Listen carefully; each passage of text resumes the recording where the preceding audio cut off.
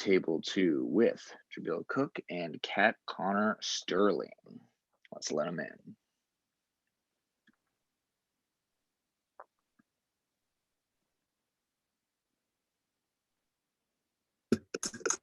Hello, everybody. Welcome.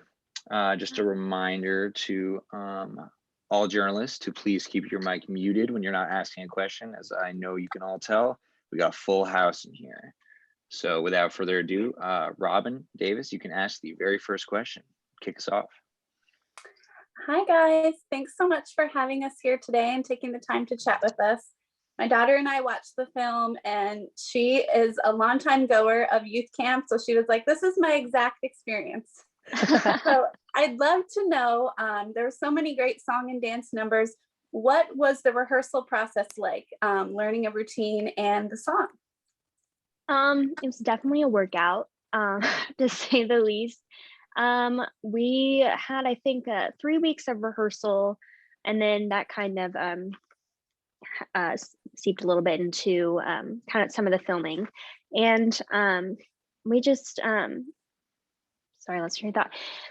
Our choreographer, Milena, was incredible with all of us. She really just, I mean, is incredible talent. Yeah, it was yeah, like Kat said, there was 2 weeks of rehearsal up front, and like a week of overlap with like 5 more weeks of filming. And we did everything on location at the camp. We like recorded the soundtrack there those first 2 weeks, and Melina's boot camp was made us all dancers. I think that 8 hours of dance every day for like upwards of 3 weeks. I've never been in such good shape. Yeah, I mean, I'm not a dancer per se. I grew up in musical theater, but but Milena made me a dancer. She did. I'll say that much. Yeah. And Nicole, you can take the next one. Hi guys, how are you? Hi. Hi. My question would be, what would you say attracted you guys to the script to kind of want to play, George and Presley? Yeah. Well, I mean, I grew up watching High School Musical and Camp Rock, so like movie musical, like yes, like it would be my dream to be a part of that. I specifically did see the role of Presley kind of in what they call the breakdowns of casting, which kind of shows you what roles are available. And I kind of saw that like she seemed kind of quirky like me, and like I think like one of the descriptions was like she loves pugs, and like I don't even remember what it was, but I was like, you know what? I think I could pull that off pretty well. And add that to like being in a movie musical with like the same music director or person who did the music from High School Musical and Camp Rock and all of that. I was like, I gotta be in this. Yeah, Adam Watts, the legend. Yes. For me, I think like once I found out George was such a big nerd for like the 80s and like 80s movies and that all that, I was like, yep, I'm there. That's all me. And I grew up in a musical theater background, and this is my first feature, so it just felt very appropriate that this should be the my like breakout role, or as they say. And yeah, no, it was perfect, very serendipitous, and yeah, the fact that it's a musical really like added a level of comfort to a process that I had never done before. Awesome. And Thank Taddy, you guys. you can take the next one.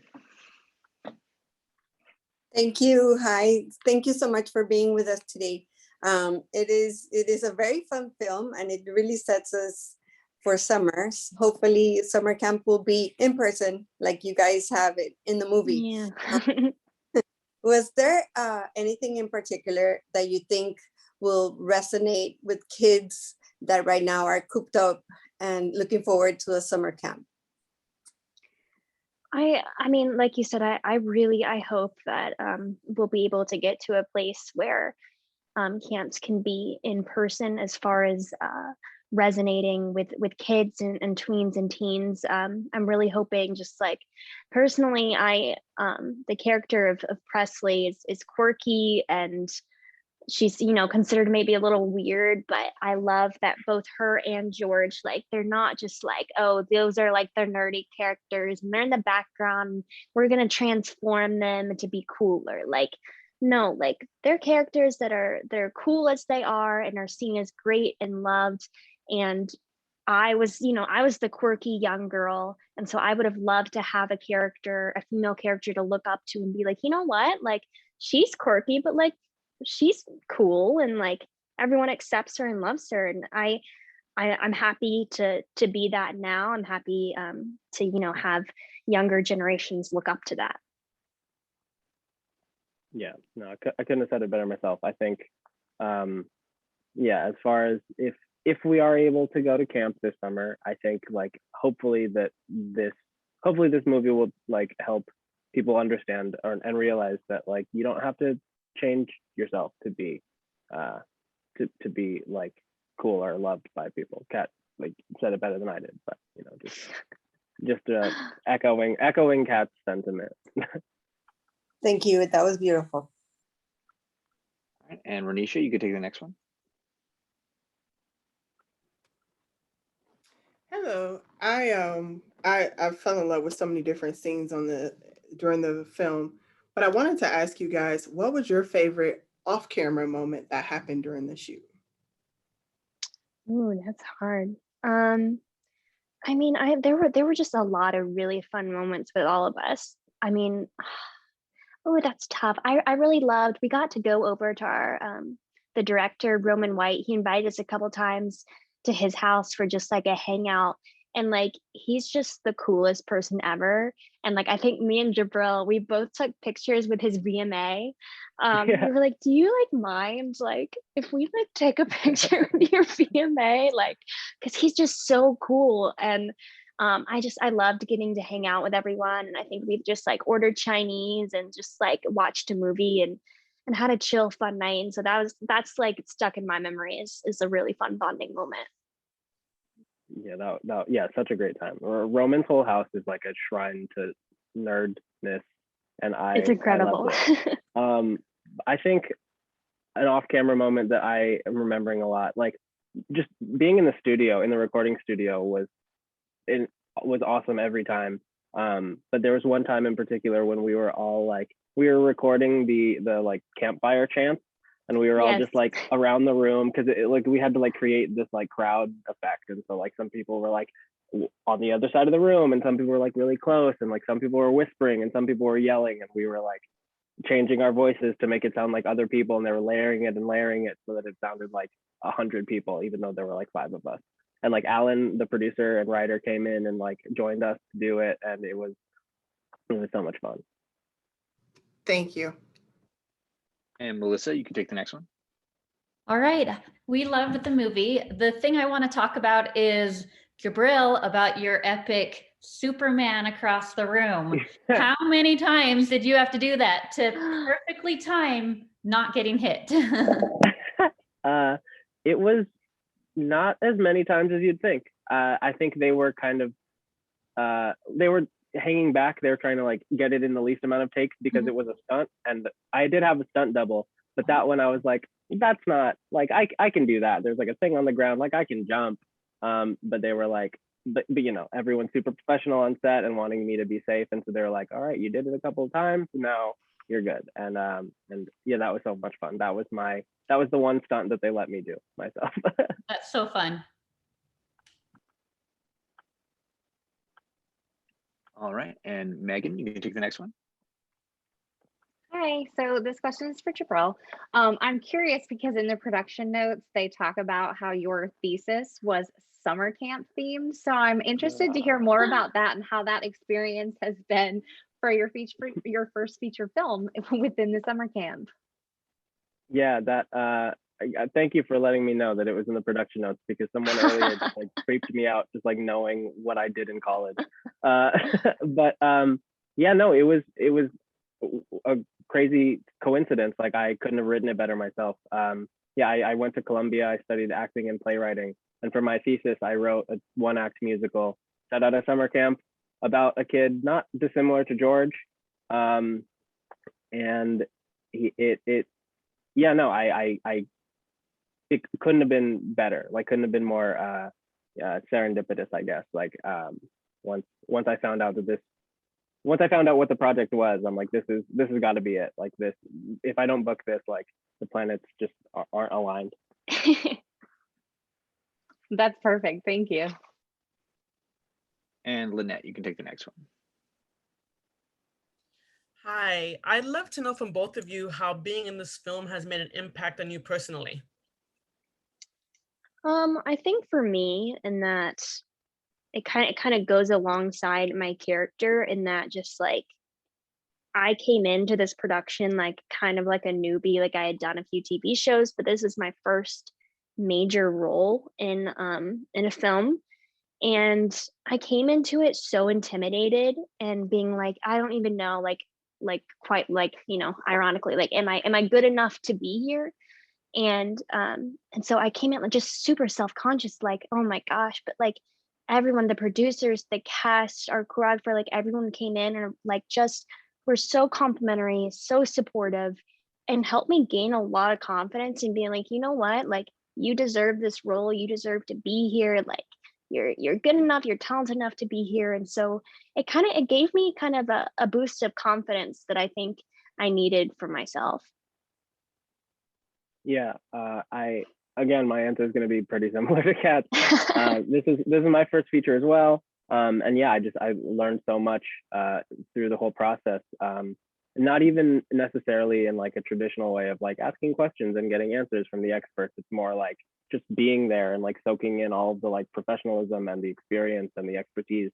Yeah, it definitely set the bar very high for future projects, because it was also very supportive and like DIY for the whole process. And in terms of I guess the impact personally, I think George is a character that I really wish existed when I was younger, because he is definitely epitomizes like being yourself and feeling confident in your interests and your I don't know, your environment and all this. I think it's further relatable because he's so anxious around Presley and can't talk to her, and I think everyone can relate to like being nervous around your crush. And I think it's lots of lessons to be learned, and lessons that I would have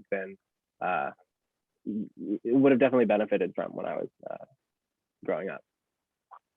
Thank you. And Christy, you can take the next one. Hi, everyone. Thank you for interviewing with us today. I love the soundtrack a lot. So this is a question for both of you. What was your favorite song to perform in the movie and why? That's hard because like all the songs are so good and they're so much fun. My favorite song to perform, I think maybe Dive, just because it turned out so cool, and like just like being like on the beach and in the water. I love that song. And I think it just visually looks amazing. And how many times do you get to be in a movie musical and you're dancing around in the water with all your new camp friends? So like just super cool experience. Yeah, Dive was definitely my favorite to film. But I'm biased. I gotta say, Baby Baby was my favorite. Okay, song. yeah, that's a good one. In the script, it was just the whole sequence was kind of described as like kind of like an 80s aesthetic, like with like there's like fog rolling out and like neon in the background, and I like immediately thought of Prince, and that's just kind of and a testament to how supportive everyone was on set. Roman heard the idea and was like, I love it, and then we ran with it. That was just that kind of influenced the like look of the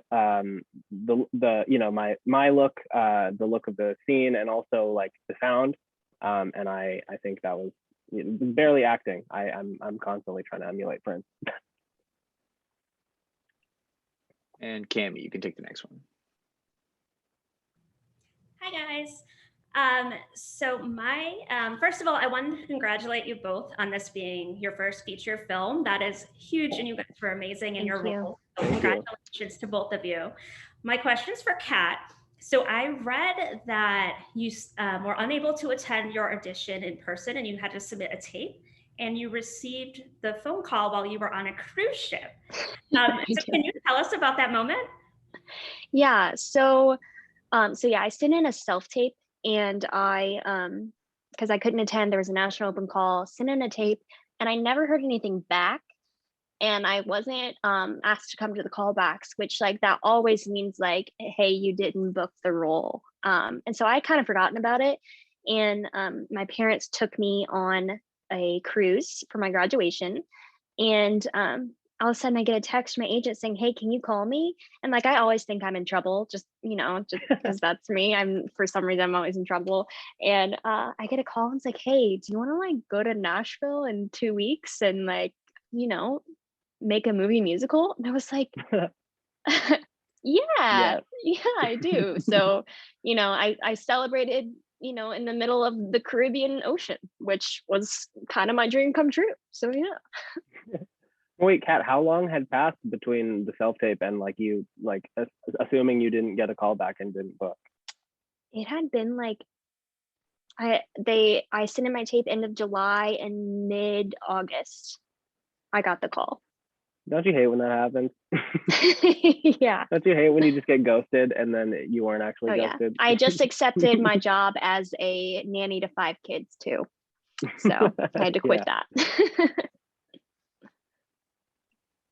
And Ashley, you can take the next one.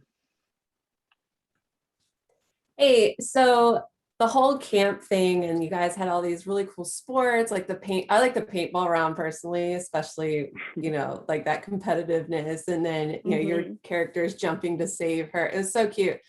If you had to pick one of the sports to do at the camp or one that we didn't see, which would be your go-to?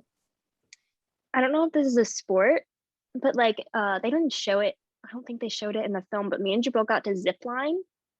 And I love zip lining. I'm a big zip lining fan.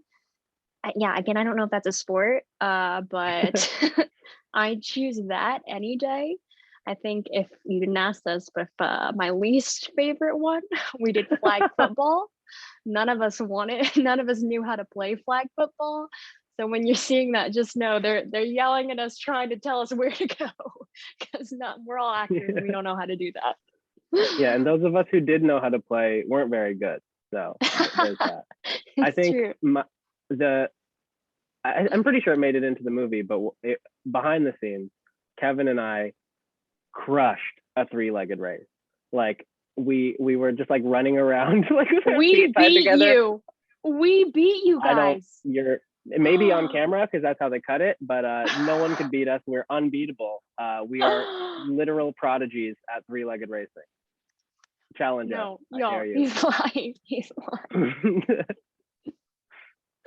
I don't know. There's footage somewhere. We'll dig it up. And we'll check the footage. We'll check the footage and let you guys know. We'll settle this. That's awesome. I suck at the 3-legged race, so kudos to both of you for being able to do that. All right, and to wrap us up, Amy, take us home. Hi guys. I have been on a handful of movie sets, and I've seen a lot of sitting around and waiting and kind of boring moments. So I can imagine nothing better to be at than a summer camp when you are having all that downtime. Were you guys able to take advantage of that? And what did you do when you had those downtime moments? Well, we didn't always get to like take advantage of it, because like they wanted us to keep, not like being like sweaty and stuff. But during like rehearsals and recording, I don't know, Jabril, if you got to do this, but we got to go, there's this huge bouncy thing, like it's like in like a pit of sand. And so like our director Roman, like after we'd have our meetings, we'd just go and like bounce on that for like half an hour. Yeah, just like a big like balloon, basically. Just, yeah, it's like a buried balloon in the ground. I hopped on that a couple of times. But yeah, no, like Kat said, they kind of had us on a tight leash. Like there was so much fun stuff around, and we definitely would have like hurt ourselves or something. But a thing that stands out to me, the Blob scene, a little inside info. I'm on the Blob like when they like. There's one like shot where I'm on the Blob, but like when George like gets launched off, that's not even me. That's my stunt double, because and I'm not joking, doing my hair was such an ordeal that they were like, you can't get your hair wet because we don't have time to do it again. And I'm like, okay, that looks like so much fun. I wish I could do it like once. And they're like, no, you can't do it. So there was like this whole like like Mission Impossible maneuver to like get off the blob and like onto the structure without getting wet. It was like, you know, that's what happens behind the scenes.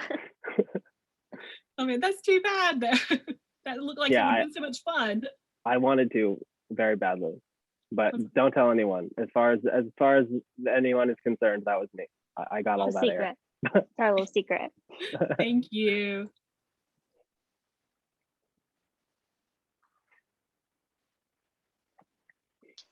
All right, guys, that is it for us and this roundtable. All journalists, please check your email for the link to the other room and head right over there. Thank you guys so much, and let's cut. Thank you, guys. Thanks. Thank you.